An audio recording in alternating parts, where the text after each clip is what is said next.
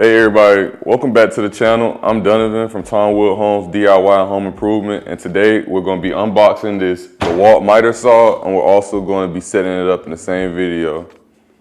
All right, let's get into it.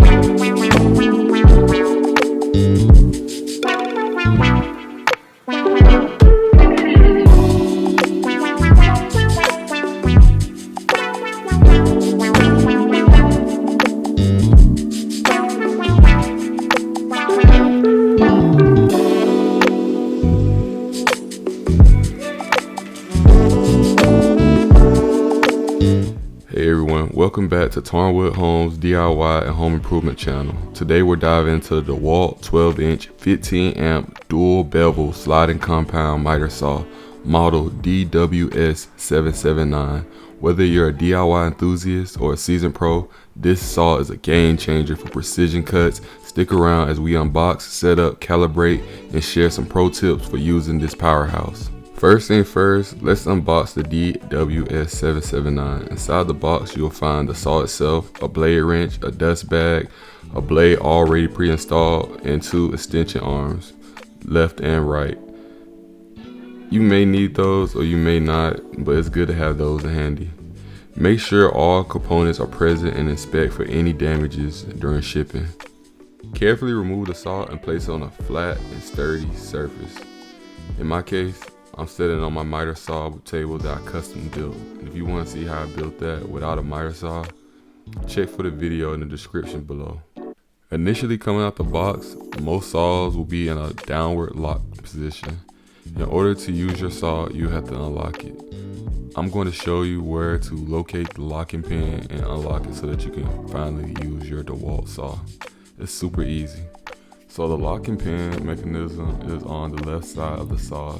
As you can see, it's locked. It's super simple. All you have to do is just push down the saw and then pull the pin simultaneously, and then voila, your saw is unlocked. Just that simple, like I told you. Okay, before we plug this up and get into the functionality of the saw, let's start with calibrating the saw. To get those perfect cuts, calibration is key. Let's check the bevel, miter, and the fence alignment. The bevel alignment. Unlock the bevel adjustment lever. Use a square to verify the blade is at true. Then for the 90-degree angle to the table, adjust the bevel stop screw if needed. Miter gauge alignment. Unlock the miter handle and set it to 0 degrees. Use the same square against the fence and blade to ensure alignment. Adjust the miter indicator as necessary. Check the fence is parallel to the blade. Loosen the fence bolts if misaligned and adjust. In my case, everything came out flawless coming out the box.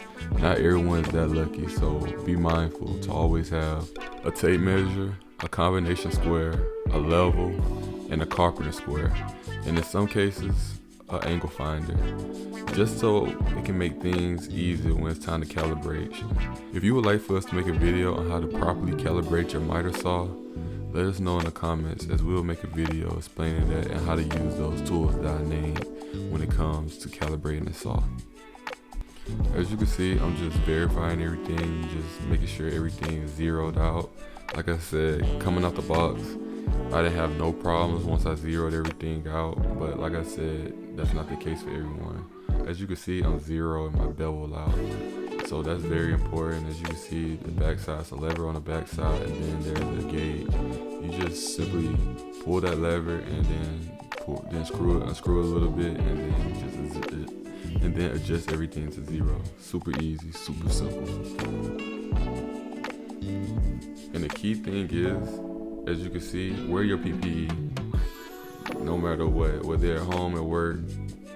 Always wear your PPEs. Danger doesn't take no days off, and so shouldn't you. So as you can see, everything is good. I'm moving everything around just to see. I'm checking out the sliding mechanism. Everything's just working perfectly fine. So now it's time to plug up everything and get everything started so we can make these cuts. One thing I'd like to mention is that the saw comes with a general purpose construction blade, and that blade doesn't do too well when it comes to cutting wood. That blade is generally used for everything like metal, wood, such and such. So a key thing is always make sure you're using the right blade for the right job. And in my case, I need a CC2, which I had bought out of my own money from Lowe's. In this part, I'm going to show you how to exchange your blades. So stick around, watch. In order to get your sliding guard to stay put like how I got mine, all you need is a T12 bit or a torque bit, and then you just tighten it up and then boom, it'll stay still. And then there's another screw below. And then you have to take it off. You can use the same bit, a T12 bit, which actually comes inside the box, but mine so had to be stripped, so I ended up using a flathead screwdriver, which was a sign of relief because I thought I had to return it, and I'm sure I passed the return window. So there's a locking mechanism just like a circular saw.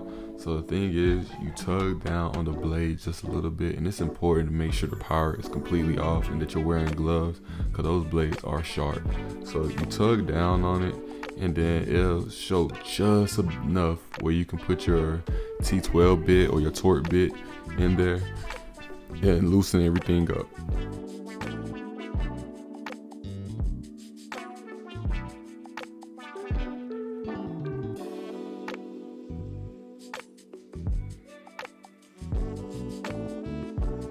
Now let's get this new blade on. Super simple, it's just literally everything in reverse. You just put the locking mechanism back on, you make sure everything is on there. You can hand tie it. I hand tie it, and then I make sure I tighten it up with the wrench, with the proper tool. And then same thing, you put everything back in place, and then voila. Just super simple. It'll probably take you like 2 minutes.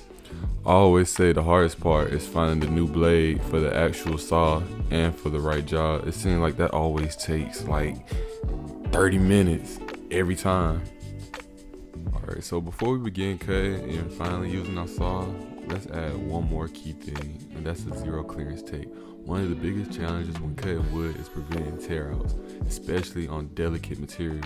A zero clearance solution can help you, and it's super easy to set up. Start by opening your saw and placing a strip of tape over the cutting area on the throat plate. Place it down firmly to ensure it's smooth and secure. The tape acts as a temporary zero clearance insert, supporting the wood fibers as the blade passes through. Now make a single cut through the tape. That creates a custom fit slot for your blade. This is the key to reducing tear outs, and it keeps the wood supported right at the cutting edge. Now let's test it out and watch how clean this cut is.